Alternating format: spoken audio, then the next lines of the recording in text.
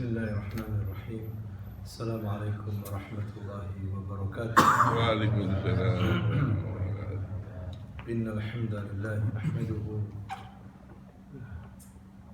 wa nasta'inuhu wa nastaghfiruh wa natubu ilayhi wa na'udzu billahi min shururi anfusina wa sayyiati a'malina.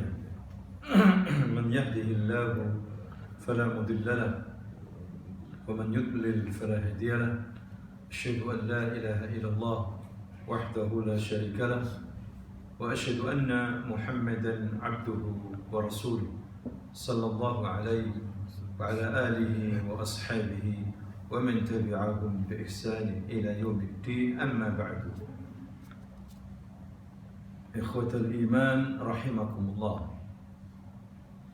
أوصيكم ونفسي بتقوى الله faqad faza muttaqun.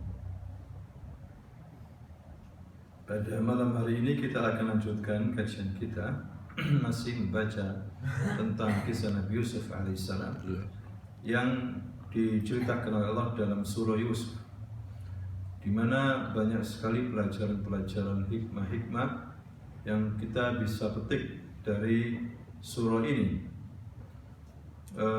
Sampai diceritakan Allah di dalam surah Yusuf ayat 35 dikatakan di sini summa bada lahum min ba'di ma ra'awul ayati la yasjununnahu hatta hin.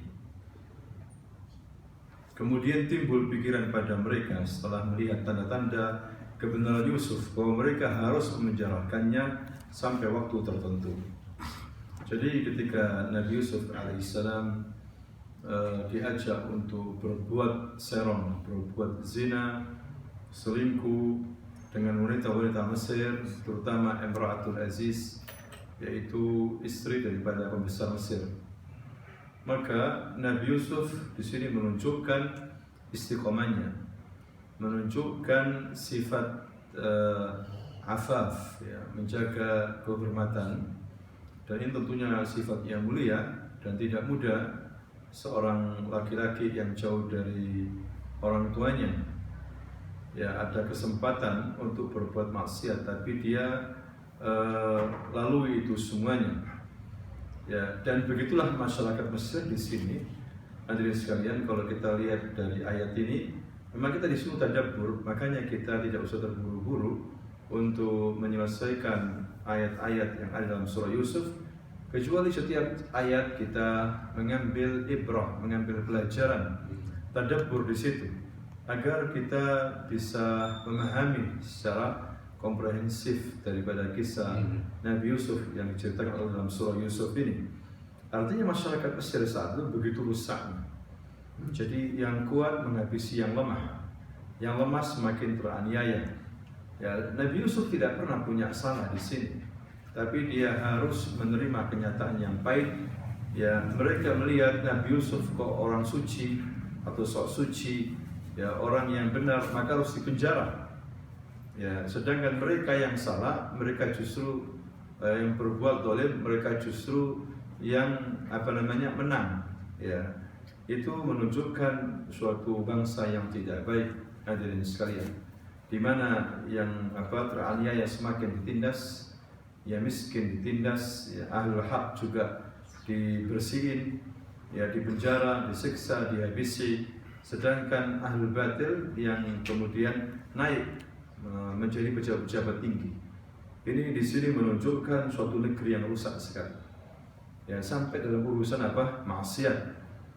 Ya, maka dikatakan di sini mereka harus menjarakan Yusuf sampai waktu tertentu, apalagi nanti khawatir isu semakin viral, ya, akan terbongkar aib-aib wanita-wanita Mesir, ya, karena mereka terbiasa selingkuh dengan laki-laki, ya, sehingga mereka harus menjarakan Yusuf, dan Yusuf bukan orang Mesir, ya, mereka tahu dia pendatang, maka Nabi Yusuf akhirnya dipenjara. Nah, inilah hadirin sekalian ujian dari Allah Subhanahu wa taala terhadap Nabi Yusuf alaihissalam. Nah, di sini menunjukkan kesabaran Nabi Yusuf alaihissalam.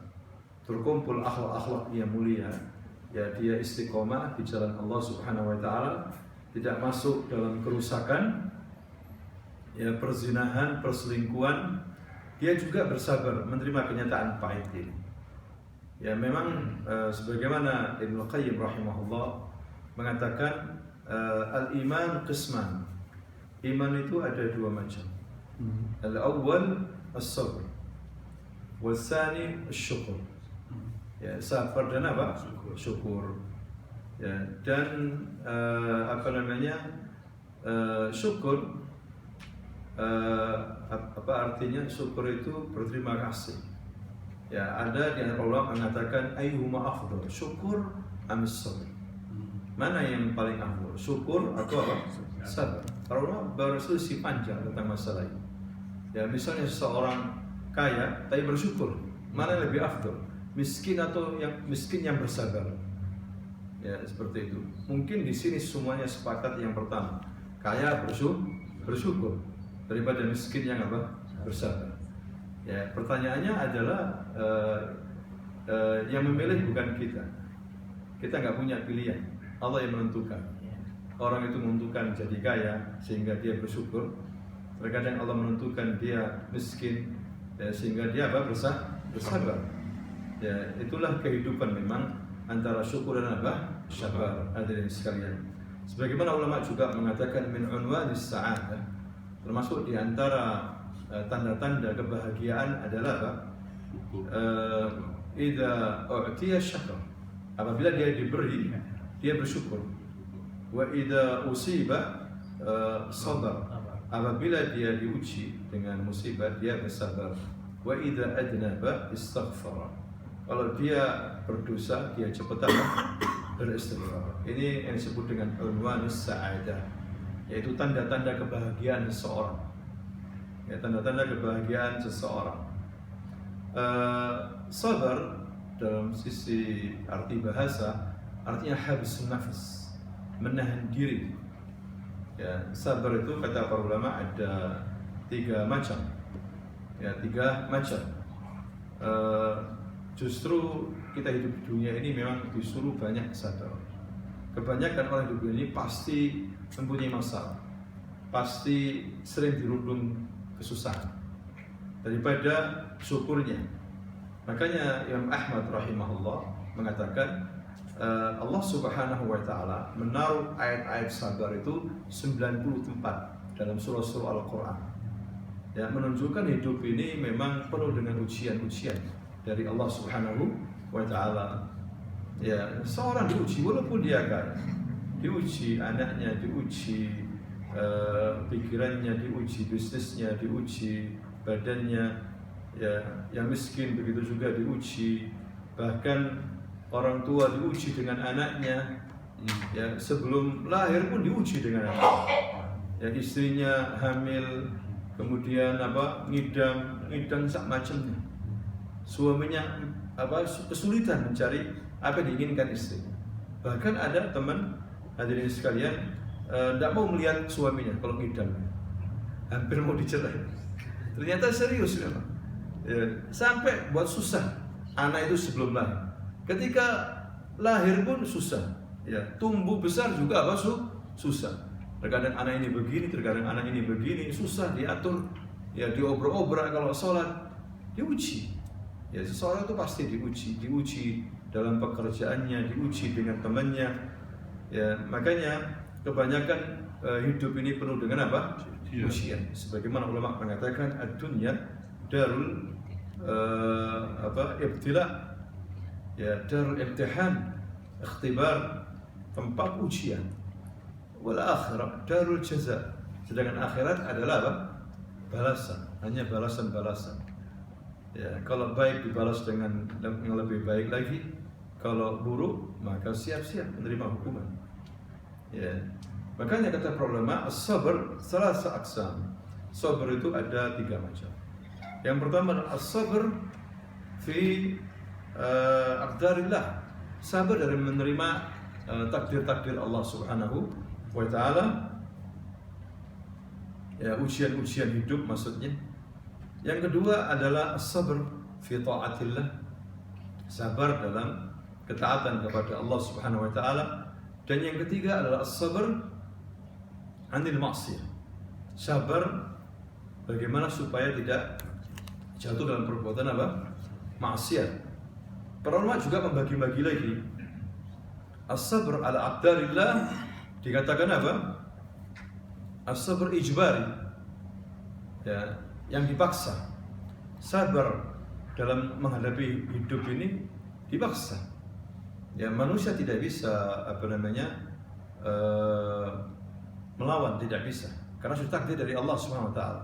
Seorang kehilangan anaknya harus wajib sudah. Tidak ada kata lain kecuali bersabar. Tidak mungkin anak ini hidup lagi, tidak mungkin. Ya, uangnya hilang, nggak mungkin balik, kan begitu ya. Ya, ini artinya apa? As-sabr ijbari. Karena terpaksa. Ya, karena apa? Terpaksa. Ada juga kata para ulama, as-sabr fi ta'atillah was-sabr 'anil ma'siyah, ini disebut dengan as-sabr ikhtiyari. Ya, pilihan. Dia masih punya pilihan. Misalnya dalam ketaatan kepada Allah, lagi musim dingin seperti ini, hujan, disuruh bangun subuh.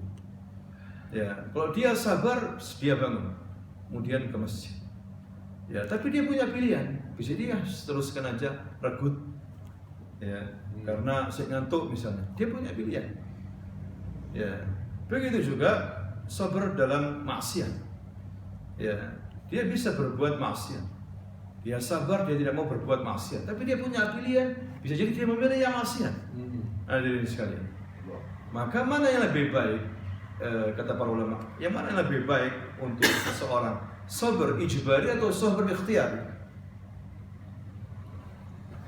Kalau dia bisa memahami sabar ikhtiyari, maka lebih afdal. Karena kalau ijbari nggak ada pilihan lain kecuali harus apa? Sabar. Seorang diuji sakit, ya sabar. Nabi Yusuf alaihissalam, ya ada dua-duanya. Sabar ijbari atau sabar apa? Ikhtiyari. Sabar ijbari, dia harus masuk penjara. Padahal dia nggak salah, nggak mau dia harus di penjara. Katanya para pembesar-pembesar, para wanita-wanita itu, ini bahaya. Ya, kalau enggak aib kita tersebar semuanya. Jadi dia masuk penjara bukan karena keinginannya. Semua orang tidak mau masuk penjara, tapi sudah takdirnya seperti itu, di penjara. Dia juga mengalami sabar ikhtiyari, pilihan. Ya, dia disuruh selingkuh, dia tidak mau. Dia diajak oleh wanita Imra'atul Aziz di dalam rumahnya, dia tidak mau. Ya, dia juga sabar ta'atillah, di penjara dia ibadah, dia banyak berzikir, dia tidak shock, ya tidak stres. Ya, dia justru menampakkan akhlak yang baik. Ya, dia suka mengunjungi yang sakit. Begitulah akhlak Yusuf ketika di penjara.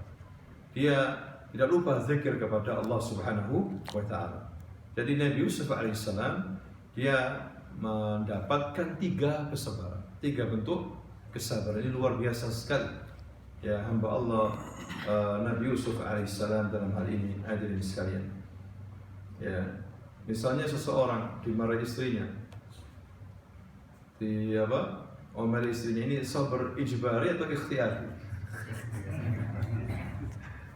Diomeli istrinya. Bisa dua-duanya, ya kan? Ijbari, mungkin karena nggak punya fulus banyak dia, terus nurut aja walaupun diomeli istrinya. Tapi kalau dia punya fulus, mungkin zual lagi aja kan gitu. Jadi ada ijbari, ada apa? Ikhtiyari, hadirin sekalian. Makanya Allah Subhanahu wa taala berfirman, "Wa may yu'min billah yahdi qalbah." Barang siapa yang beriman kepada Allah Subhanahu wa taala, maka Allah berikan hidayah di mana? Hatinya. Katanya Alqamah, ya, seorang ulama tabi'in senior, bahkan Alqamah dalam kitab Tauhid disebutkan Alqamah ini termasuk pembesar tabi'in, karena dia lahir di waktu Rasul masih hidup, tapi dia tidak melihat Rasulullah. Dia melihat Abu Bakar, dia melihat Umar, dia melihat Ali, Utsman dan yang lainnya, sehingga dikatakan dia ini pembesar tabi'in. Alqamah, dia mengatakan bahwa tentang ayat ini, ketika dia diuji oleh Allah SWT, ketika seorang dia diuji oleh Allah SWT, maka dia imannya kuat, ya, dia bersabar. Akhirnya apa? Yahdi qalbah, maka hatinya ditetapkan oleh Allah, dikasih hidayah oleh Allah Subhanahu wa Ta'ala. Di sini juga hadirin sekalian menunjukkan katanya dia bahwasanya annahu ya'lam, dia tahu bahwa ini ujian dari Allah Subhanahu wa Ta'ala. Ya, ini ujian dari mana? Dari Allah. Yang menguji dia ini Allah Subhanahu wa Ta'ala, sehingga dia ini bersabar. Ya, sehingga ini dengan ujian ini dia bersabar. Ya, ini tafsir daripada ayat ini. Dalam ayat ini juga Allah Subhanahu wa Ta'ala memberitahukan kepada kita, barang siapa berbuat kebaikan akan melahirkan kebaikan. Wa may yu'min billah yahdi qalbah. Barang siapa yang beriman kepada Allah, itu kan kebaikan. Ya, amal saleh, iman kepada Allah. Yahdi qalbah, akan melahirkan kebaikan lagi. Ya, melahirkan kebaikan itu dia dikasih hidayah oleh Allah hatinya. Ya, kalau orang sudah dikasih hatinya oleh Allah SWT hidayah, maka luar biasa hadirin sekalian. Permasalahan hati ini luar biasa. Ya, kalau orang sudah sehat hatinya, berarti sehat badannya. Sehat apa? Badannya. Maksudnya dia giat, dia happy, dia karena hatinya salim. Ya, karena hatinya itu apa? Sehat. Kalau hatinya agak sehat, maka amalnya juga tidak sehat. Ya, makanya banyak orang-orang yang punya penyakit hati. Sehingga kita lihat tidak solih, ya, dia zikirnya kurang, kemudian kata-katanya juga tidak mulia, akhlaknya juga tidak mulia, karena dari buruknya apa? Hati. Ya, sehingga kebaikan itu akan melahirkan kebaikan. Misalnya Bapak sholat sekarang, insya Allah akan melahirkan kebaikan-kebaikan lagi setelah apa? Setelah sholat itu. Karena sholat itu kebaikan, nanti setelah sholat ada kebaikan-kebaikan lagi yang dikerjakan. Dan sebaliknya kalau maksiat melahirkan apa? Kemaksiatan. Ya, ketika seseorang minum khamr akan melahirkan maksiat-maksiat yang lainnya. Narkoba, ya, kemudian main perempuan, ya. Ketika orang salah dalam memilih teman, kemudian diajak temannya ke tempat-tempat yang nggak bagus, maka dia akan melahirkan kemaksiatan yang lain lagi. Sampai kemudian minum khamar, kemudian berzina, ujung-ujungnya bunuh diri, kan gitu.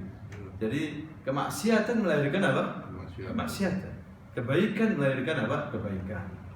Nah, kita kembali kepada kisah Nabi Yusuf alaihissalam di penjara. Dia bersabar luar biasa. Bukan keinginan dia di penjara. Ya, pertama karena ini takdir dari Allah Subhanahu wa Ta'ala. Yang kedua daripada melayani perempuan-perempuan pejabat-pejabat tinggi negeri yang rusak itu, lebih baik dia di penjara. Ya, wa dakhala ma'ahu as-sijn fatayan. Nah, subhanallah, ketika dia masuk penjara, tidak lama masuk penjara juga dua pemuda ini. Ya, qala ahaduhuma inni arani a'sira khamra, wa qala al-akhar inni arani ahmilu fawqa ra'si khubza ta'kulu tayru minhu nabbi'na bi ta'wilihi inna naraka minal muhsinin. Jadi dua pemuda ini ternyata pelayan di kerajaan itu. Ya, pelayan di kerajaan itu, yang satu biasa memeras anggur, memberikan anggur kepada raja. Yang kedua biasa membuat khubz. Ya, dia di makhbas yang buat khubz dan diberikan ke raja. Kata para ulama ahli tafsir, kenapa keduanya ini masuk penjara? Ya, karena keduanya ini dituduh meracun. Dituduh meracun apa? Raja, sehingga dua-duanya kemudian di penjara. Hadirin sekalian, ini semua skenario Allah Subhanahu wa Ta'ala. Dengan masuknya dua pemuda ini ke penjara adalah satu pintu, justru Nabi Yusuf akan keluar dengan perantara salah satu daripada orang yang di penjara ini. Ya, dan juga Allah ingin mengangkat derajat Nabi Yusuf alaihissalam. Ya, istilah di penjara sijen di sini terjadi pertama kali di Mesir. Jadi dari dulu di zaman Islam itu, waktu Rasulullah, tidak ada penjara, ada sekalian. Ada penjara bagi misalnya orang yang berzina, tapi bukan di penjara-penjara, ditaruh di rumah. Yang belum menikah, kemudian dicampur, selesai urusan.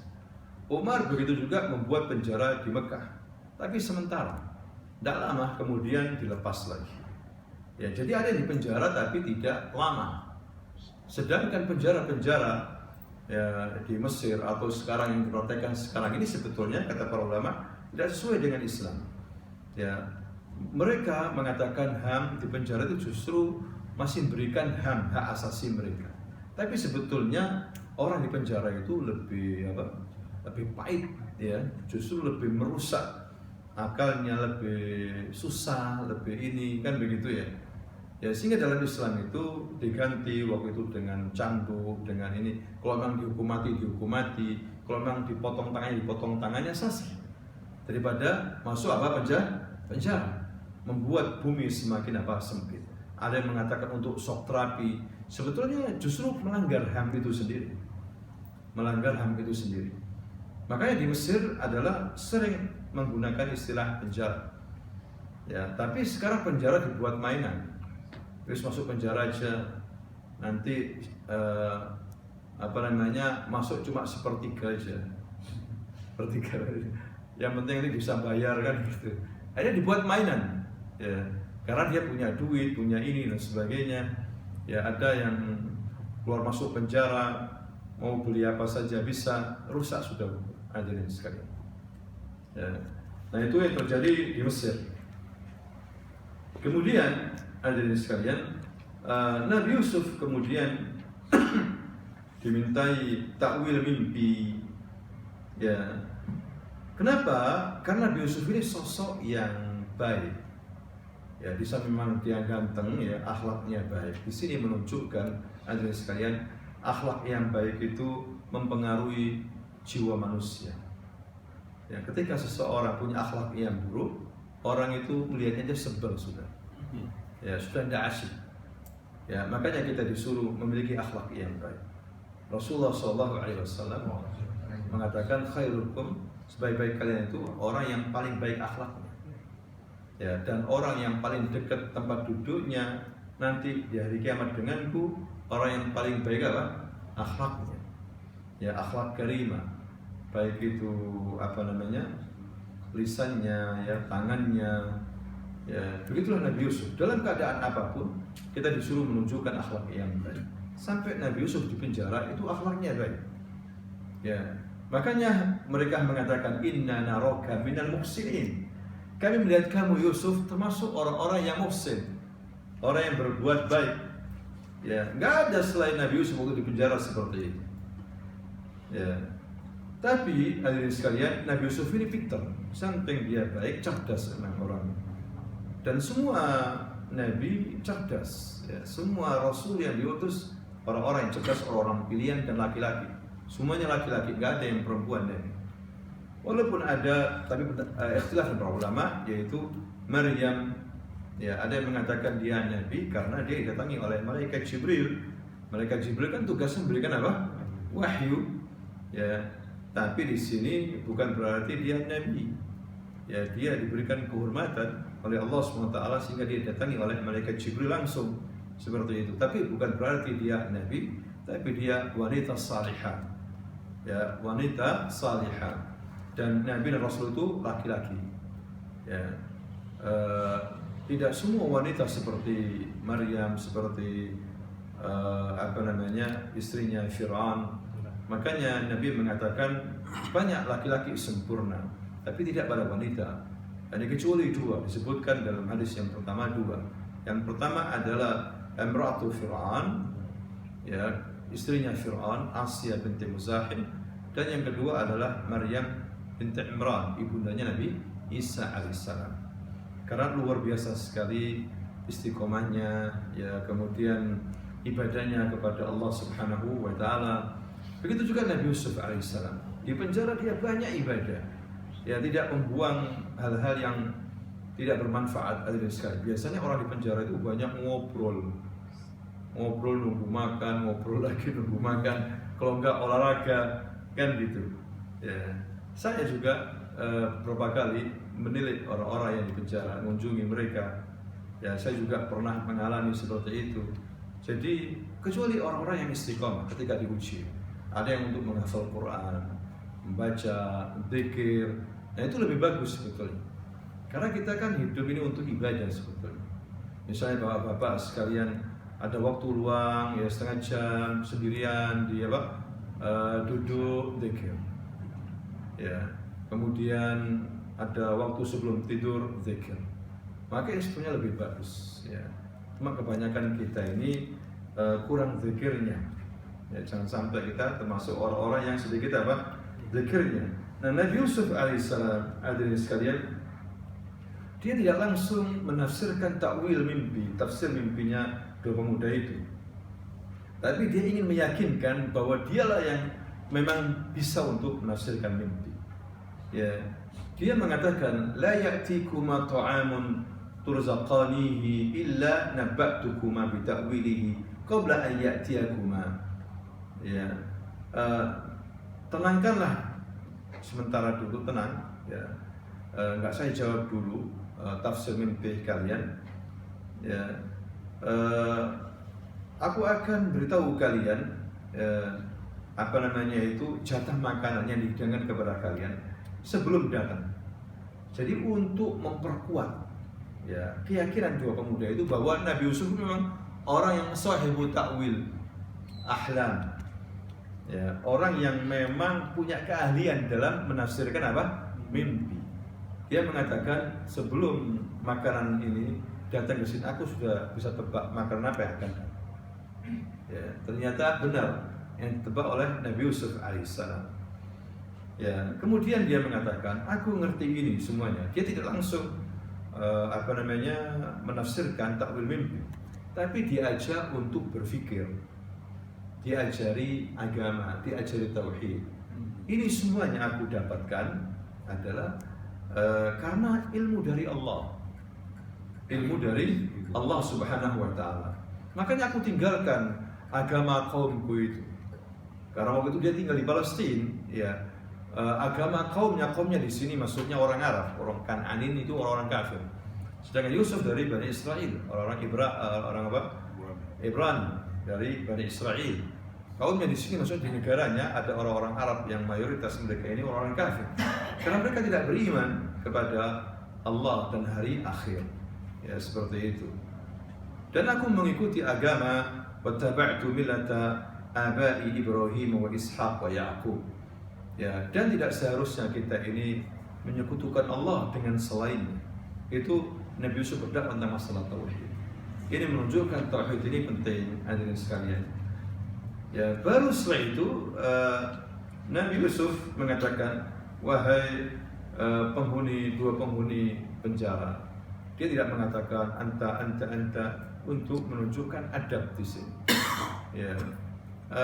Sedangkan orang yang di antara kalian yang memberi minuman khamr ke raja, ya dia akan keluar dan tetap akan bekerja seperti ini. Berarti dia tidak sah. Ya, wa ammal akhar, sedangkan yang lain ya, dia akan dihukum mati, yaitu dengan cara disalib.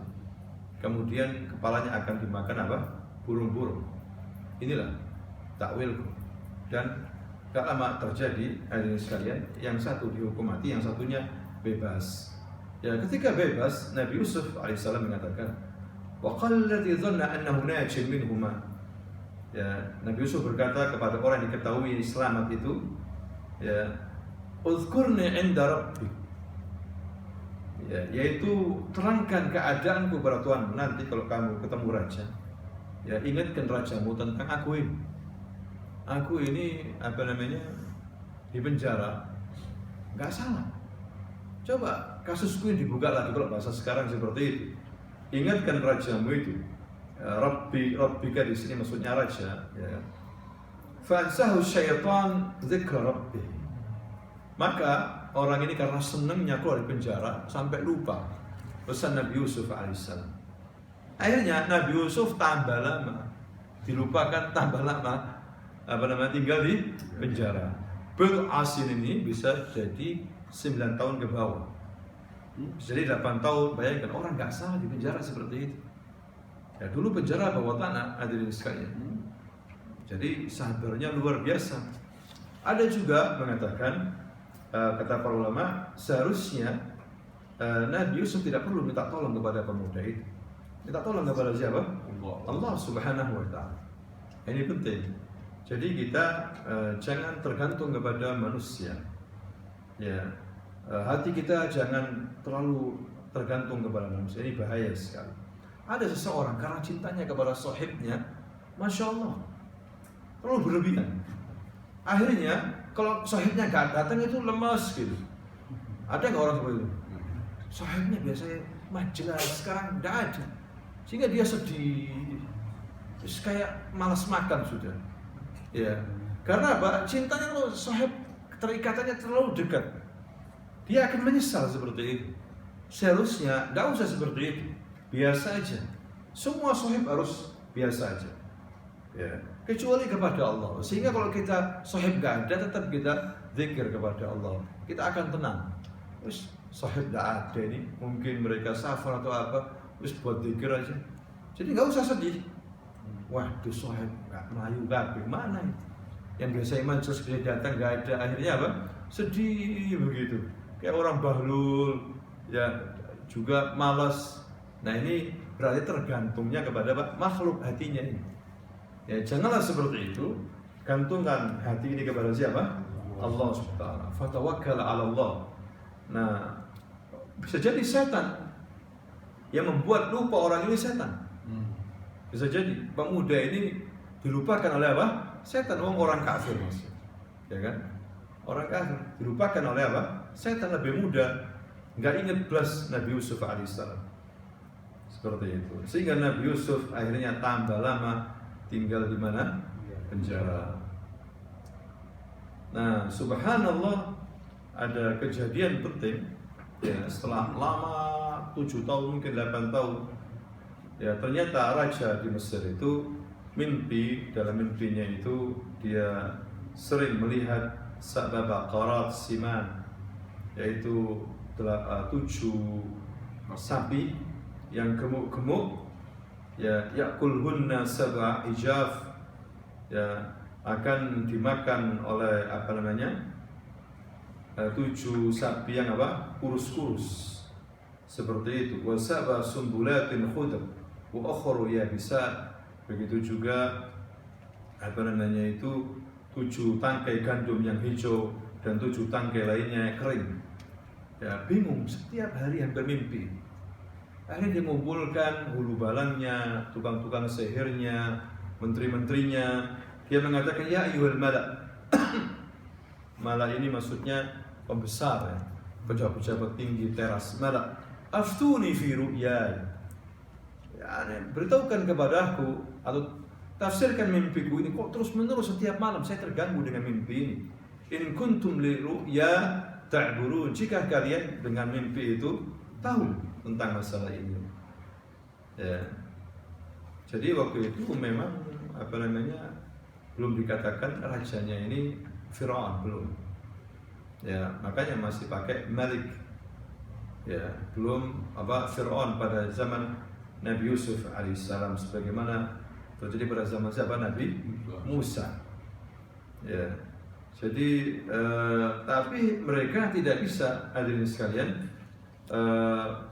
Mereka hanya mengatakan asghasu ahlam. Ini wahai raja, mimpi biasa ini. Terus dan kita nggak bisa. Terus terang kita nggak tahu ini apa tafsirnya. Seperti itu. Maka hadirin sekalian, pemuda itu baru ingat. Ya, wa qala alladhi naja minhuma wadzakara ba'da ummatin ana unabbi'ukum bi ta'wili fa arsilun. Ya, jadi yang selamat itu mengatakan, aku akan beritahukan kalian. Wahai raja, aku akan beritahu mimpi apa itu, tafsirnya. Tapi utuslah aku ke orang yang dipenjara, yang dulu sama aku. Dia itu ahli penafsir mimpi. Ya, kemudian dia datang menemui Yusuf. Yusuf ayyuhas siddiq. Laki-laki tetap dikatakan ayyuhas siddiq Yusuf yang jujur. Hadirin sekalian, jadi akhlak yang baik itu akan menghasilkan kebaikan. Menghasilkan apa? Kebaikan. Ya. Walaupun dia biasa-biasa aja, dia bukan orang pejabat, ya orang biasa seperti Yusuf di penjara, tapi karena dia baik akhlaknya, dikatakan ayo siddiq aftina fi sab'a baqaratin simanin ya'kuluhunna sab'un ijaf wa sab'i sumbulatin khudr wa ukhra yabisat la'alli arji'u ila an-nasi la'allahum ya'lamun. Ini pemuda ini mengatakan pegawainya ini, Yusuf, ayo siddiq, coba beritahukan, ya raja itu mimpi begini, supaya aku nanti balik nanti ke raja, aku ceritakan tentang masalah ini. Sama Nabi Yusuf diceritakan, ditakwilkan. Kalau mungkin orang yang buru-buru, dia akan mengatakan, ya keluarkan saya dulu, ya kan, ya kasih hadiah dulu saya, enak aja, ya masukkan kita ke penjara kalau kita nggak salah, tiba-tiba minta bantuan, keluarkan dulu saya, ya kasih hadiah dulu saya, syaratnya itu baru nanti saya tafsirkan. Tapi Nabi Yusuf tidak, ditafsirkan dulu. Untuk apa? Untuk memberikan siqah, kepercayaan dulu. Orang kaya, kemudian ada orang nggak dikenal, kemudian minta bantuan, kira-kira dikasih ya? Nggak bisa, belum dipercaya. Dia kerja apa? Dia bisanya apa? Dia harus tunjukkan sesuatu. Ya, dia harus percayakan orang yang ini, orang pejabat, orang kaya ini, dia harus percaya bahwa dia ini orang yang bisa dipercaya, diperkerjakan. Nggak bisa, tunjukkan bukti. Nah, kita diajar sama Nabi Yusuf itu begitu. Nabi Yusuf langsung mentakwilkan. Dia di penjara loh. Dia tidak minta keluarkan dulu saya, lah. Langsung katakan kepada rajamu ya nanti, ya tasba'una sab'a sinin da'aba fama hasadtum fadharuhu fi sumbulih illa qalilan mimma ta'kulun. Hendaklah kalian bercocok tanam yang bagus 7 tahun berturut-turut. Ya, sebagaimana kemudian hendaklah kalian membiarkan hasil-hasil panennya di tangkai-tangkai. Ya, summa ya'ti min ba'di dzalika sab'un shidad ya'kulna ma qaddamtum lahunna illa qalila mimma tuhsinun. Karena setelah itu akan datang masa qahd, jadab, syiddah, sa'ab. Ya, tidak ada hujan. Nah, nanti kalian dari gudang-gudang itu, ya jangan cabut buahnya semuanya, tangkainya juga sama tangkainya, supaya tahan lama. Ketika 7 tahun akan datang masa-masa susah, kering, susah. Nah, kamu nanti makannya jangan banyak-banyak. Jangan apa? Banyak-banyak, karena 7 tahun ini. Sampai di gudang itu 7 tahun nanti. Jangan banyak-banyak, sedikit-sedikit, secukupnya. Ini kita diajari ilmu ekonomi sama siapa? Nabi Yusuf. Ilmu ekonomi. Agar kita jangan terlalu royal. Ya, misalnya ada perkiraan. Ya, perkiraan namanya orang ahli ekonomi akan terjadi resesi begitu. Ya, kita kan nggak mau harus apa? Hemat. Seperti itu. Ya, diberitahu akan ada resesi gini. Jangan royal. Ya, Nabi Yusuf mengatakan begitu. Jangan royal kamu kalau makan, minum sedikit saja. Karena akan panjang 7 tahun. Kayak kemarin apa? Covid ya kan, 2 tahun. Siapa sangka? Orang yang nggak siap banyak yang bangkrut. Hadirin sekalian. Lihat ekonomi yang diajarkan oleh Nabi Yusuf alaihissalam. Setelah itu ada tahun yang ke-15, setahun berikutnya, baru nanti kalian panen besar-besaran. Panen besar-besar. Dari mana Nabi Yusuf tahu kok yang ke-15 akan panen besar-besar? Dari mimpinya tadi itu. 7 senang, 7 susu. Berarti setelahnya apa?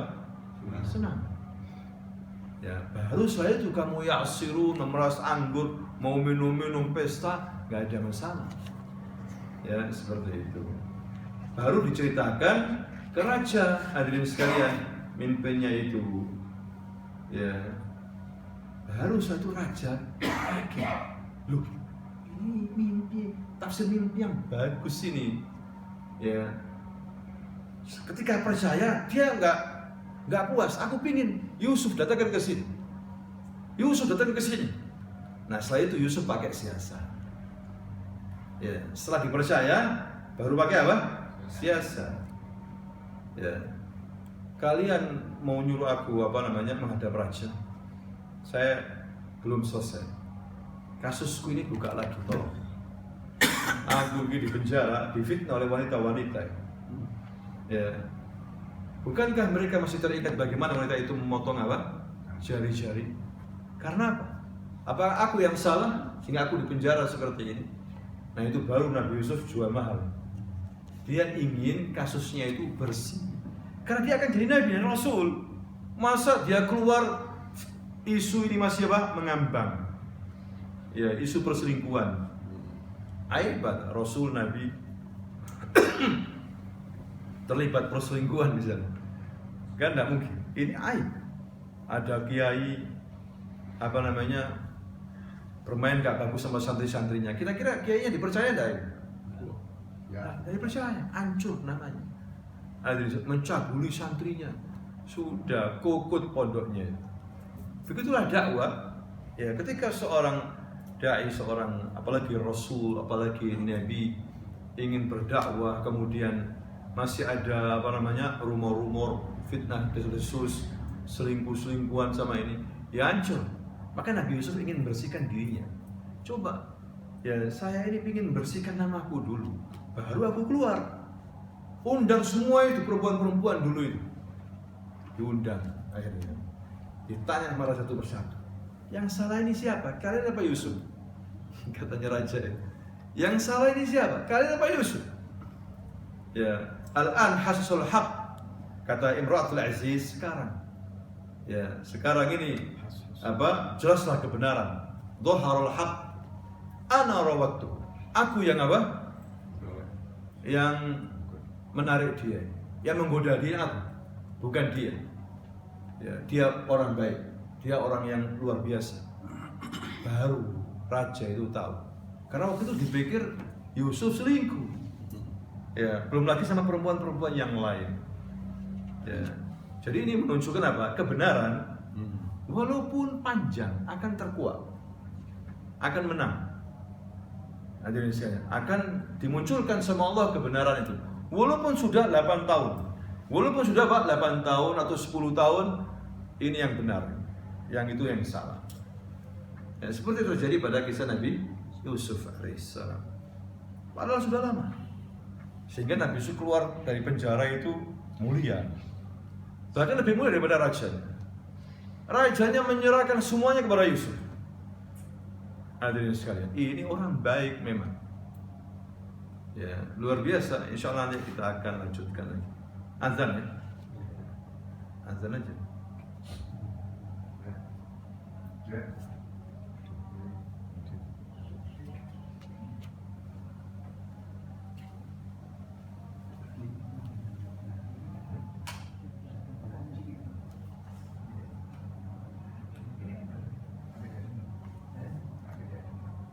Allahu Akbar, Allahu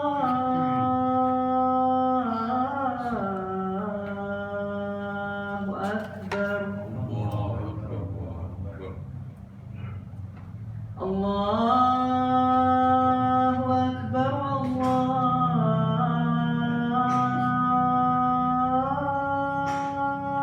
Allahu Akbar.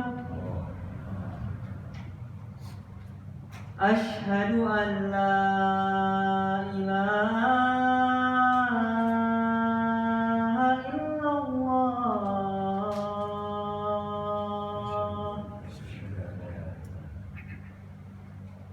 Asyhadu an la ilaha illallah.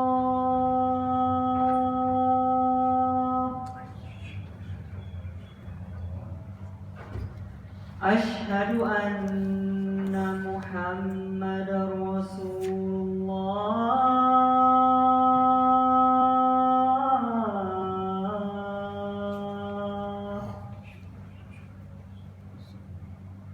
أشهد أن محمدا رسول الله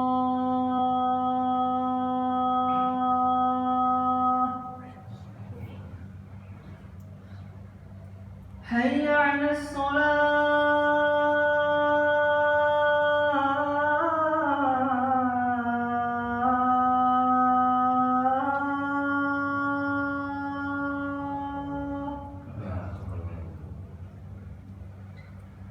حي على الصلاة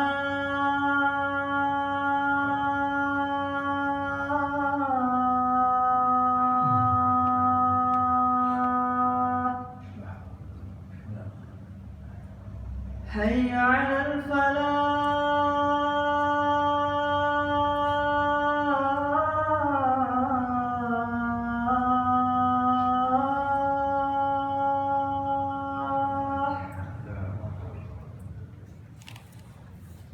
حي على الفلاح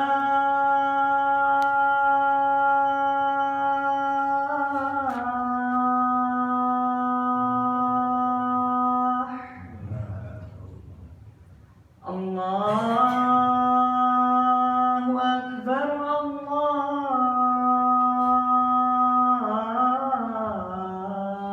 الله أكبر لا إله إلا الله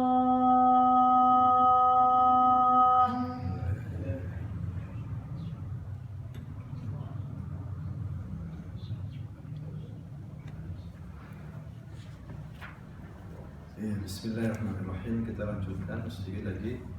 Akhwat fillah. Jadi di sini Nabi Yusuf jelas dalam keadaan tidak salah, sedangkan Imratul Aziz dan wanita-wanita yang lainnya itulah yang salah. Ya, bahkan Imratul Aziz yang istrinya pembesar itu mengatakan wa innahu laminas shadiqin. Dia Yusuf itu termasuk orang-orang yang benar. Dzalika liya'lama anni lam akhunhu bil ghaib. Ya, dan supaya jelas, supaya diketahui oleh suamiku bahwa suamiku mengira aku ini selingkuh. Ya, bahwa aku tidak berkhianat ketika dia tidak ada di rumah. Artinya tidak jadi selingkuh. Ya ketahuan aja masalahnya. Kalau nggak ketahuan apa selingkuh? Tapi tidak terjadi perzinahan. Supaya tahu suamiku itu bahwa aku tidak berzina sama Yusuf. Aku hanya menyobek apa? Bajunya, selesai. Aku tidak selingkuh. Sekarang supaya jelas semuanya. Karena selama ini masih tanda tanya semuanya. Maka disitulah raja akhirnya menyuruh Yusuf keluar, hadirin sekalian, dan dia disuruh untuk mengatur semuanya. Ditawari pekerjaan, maka Nabi Yusuf ya ij'alni ala khazainil ardh. Dia mengatakan jadikan aku sebagai bendaharawan perekonomian maksudnya ya, secara umum di Mesir. Inni hafidhun alim. Sungguhnya aku ini orang yang pandai menjaga dan orang yang berpengetahuan. Maka dia lebih terkenal daripada raja. Bahkan rajanya memberikan semua kekuasaan kepada Nabi Yusuf alaihissalam. Dan Nabi Yusuf betul-betul bekerja. Nah di sini ada pertanyaan, boleh nggak minta jabatan? Ya, boleh nggak minta jabatan?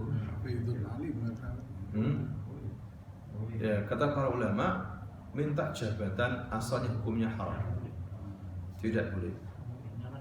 Ya, tidak boleh. Hadisnya itu banyak. Jangan kau minta imarah seperti Abu Dzar dilarang.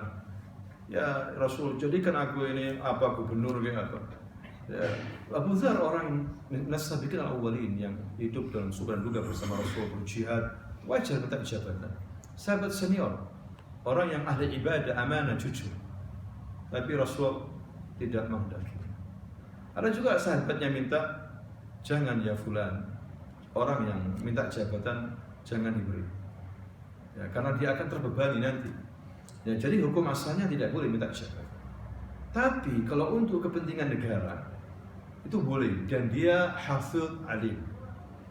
Hafidh di sini amanah, pandai menjaga uang bangsa rakyat, dan alim, dan dia pandai ngerti.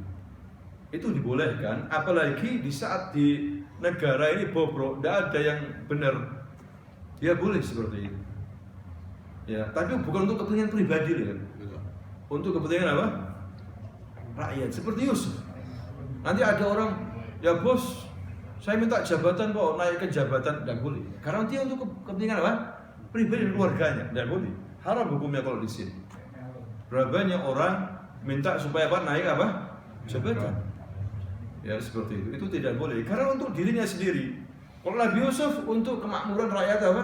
Mesir, bahkan melimpah ruah agar kekayaannya itu dijual ke mana-mana, Palestina dan sebagainya, untuk menghasilkan uang untuk rakyat Mesir, kembali untuk rakyatnya. Jadi bukan untuk pribadi, tidak boleh. Kalau untuk tujuannya untuk apa? Yang untuk negara dan nggak ada orang yang benar misalnya, banyak pengkhianatnya, boleh, ya dibolehkan seperti itu. Sekarang boleh nggak minta pekerjaan? Apa hukumnya minta pekerjaan? Ya, kalau misalnya dia nggak bekerja, apa namanya, akhirnya nggak bisa makan, ya nggak apa. Dia bekerja, ya. Tapi kalau dia sudah punya pekerjaan, jabatan, minta lagi jabatan, ini yang nggak boleh. Nggak boleh. Asal tadi hadis itu tidak boleh. Hadirin sekali. Paham ya? Kalau sebaliknya keluar. Sebaliknya keluar atau nolak karena takut tidak hafid dan tidak alim. Oh bagus itu. Dia takut kepada Allah. Ya, ini gini susah ini. Pusing bagi saya, enggak bisa ini. Takut haram, ya sudah. Seperti Nabi Yusuf alaihissalam. Anak kalau nuruti ini tambah kacau, imanku habis, agamaku hilang, terus mundur, bahkan rela dia di penjara sudah, sampai rela di penjara. Begitu juga seorang ketika dia lemah, mundur aja, sehingga agamanya selamat, semuanya selamat, tidak ada fitnah, dia mulia, seperti itu, mundur aja. Nanti khawatir kalau maju, wis ruwet, ya akhirnya ikut makan yang haram-haram, ya dia harus menyelamatkan diri. Seperti orang berpolitik, kalau dia berpolitik dalam rangka mengajari umat, ya kemudian dia tidak ikut korupsi, tidak ada masalah, silakan berpolitik, tidak terfitnah. Tapi kalau dia berpolitik hanya terfitnah dari sisi ekonomi, ikut korupsi, dari akhlaknya juga ikut-ikutan kayak jahiliyah, ya buat apa berpolitik seperti itu? Memang tidak mudah jadi kekuasaan ini, tidak mudah. Ya, wallahu taala a'lam bishawab. Tapi kalau dia ini, kalau yang lain ini masuk, tambah ya garu-garuan. Ya, yang dipercayakan apa untuk ekonomi justru orang Nasara lagi, orang kafir. Wah, ini bahaya. Kasihan umat Islam, jutaan umat Islam. Miskin terus akhirnya umat Islam ketipu. Anak harus ambil itu agar apa? Ekonomi kembali ke umat apa? Islam. Kalau niatnya untuk negara rakyat tidak ada masalah. Ya, tapi kalau untuk niat yang perkaya diri itu yang masalah. Subhanakallahumma wa bihamdika asyhadu an la ilaha illa anta astaghfiruka wa atubu ilaik. Assalamualaikum warahmatullahi wabarakatuh.